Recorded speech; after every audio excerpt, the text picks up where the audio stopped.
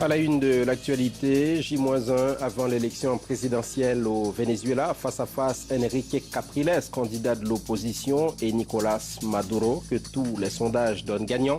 À suivre, l'analyse en plateau d'Adeline Joffre, doctorante à l'Institut des hautes études de l'Amérique latine, rattachée à l'Université Paris 3. Le nouveau procès de l'ancien président égyptien Hosni Moubarak, le premier avait été annulé pour vice de procédure. L'ex-Raïs est rejugé pour la mort de militants pendant la révolution et pour corruption. Nous irons au Caire. La suite de la tournée asiatique de John Kerry, dominée par la crise coréenne, le secrétaire d'État américain est en ce moment à Pékin. Il entend demander à la Chine de faire pression sur la Corée du Nord. Hier à Séoul, il a lancé une mise en garde. L'Amérique se défendra et défendra ses alliés si nécessaire. Voilà pour le sommaire. Bienvenue dans cette édition de France 24. Le Venezuela choisit demain dimanche le successeur d'Hugo Chavez, qui de Enrique Capriles, candidat de l'opposition, ou de Nicolas Maduro, pour remplacer le président décédé. Tous les sondages donnent gagnant l'actuel président par intérim, Laurence Cuvillier. Tout est prêt pour l'élection de ce dimanche au Venezuela. Les machines de vote électroniques ont été distribuées dans les 13 000 bureaux.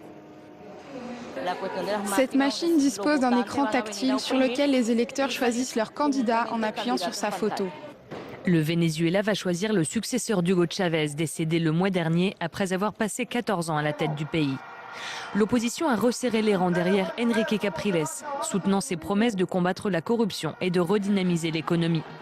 Mais il reste largement distancé dans les sondages par l'actuel président Nicolas Maduro. Le dauphin désigné de Chavez promet de continuer la révolution socialiste de son prédécesseur. Son vocabulaire envers son opposant a souvent frisé l'insulte. Il l'a également accusé de vouloir saboter l'élection. Ce vendredi, les autorités affirment avoir capturé des mercenaires colombiens en possession d'explosifs. Nous venons de déjouer un plan qui aurait perturbé le processus électoral ou l'après-élection. Sous l'ère Chavez, les électeurs vénézuéliens se sont familiarisés avec cette rhétorique et les rumeurs de conspiration.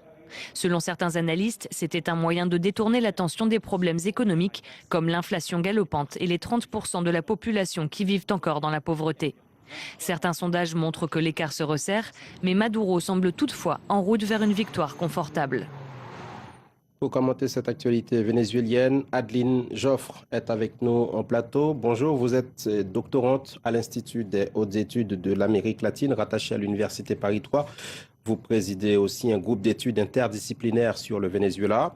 Alors, est-ce que l'émotion suscitée par la mort d'Hugo Chavez sera déterminante dans cette élection, même si, on l'a vu, le bilan d'Hugo Chavez sur le plan de la sécurité ou de l'économie n'est pas très reluisant?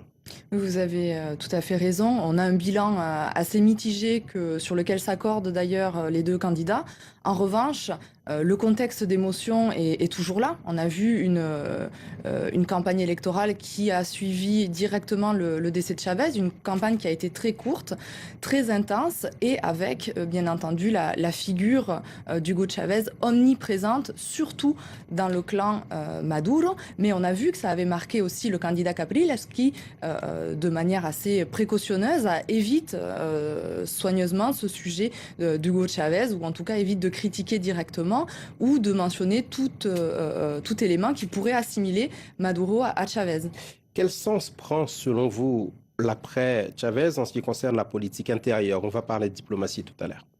Alors, au niveau de la politique intérieure, il y a des défis, comme vous le suggériez à l'instant, qui sont considérables. Au niveau de l'économie, par exemple, et surtout de l'industrie pétrolière, qui est, on le sait, le pilier de l'économie vénézuélienne. Cette industrie pétrolière, au niveau de la production, on note un ralentissement depuis quelques années. Donc, ça pose des questions aussi sur les rentrées fiscales de l'État, qui sont essentiellement à la source des programmes sociaux, par exemple, du Venezuela. Donc, de ce côté-là, une grande question, un grand défi se pose. Et au niveau de l'insécurité aussi, insécurité qui persiste avec une criminalité galopante au Venezuela. Vous travaillez sur les relations extérieures du Venezuela. On a vu que la politique d'Hugo Chavez en termes de politique étrangère n'avait pas beaucoup évolué à l'égard des États-Unis, ennemi juré officiellement, même si on a pu lui reprocher quelques amitiés iraniennes, entre autres. Quelle politique étrangère, selon vous, avec Capriles ou Maduro? Alors avec Capriles, on a un virage attendu et prononcé en ce qui concerne les relations avec Cuba. Il faut rappeler qu'aujourd'hui, cette relation avec Cuba est centrale. D'ailleurs, souvent, on appelle le Venezuela Cubazuela. Donc on a vraiment une fusion ou des relations qui sont très étroites entre les deux pays. C'est dû notamment à la coopération en matière sociale. Et Capriles entend en revanche privilégier des relations qu'il nomme équilibrées. Ça veut dire fini les dons, notamment aux pays de la Caraïbe.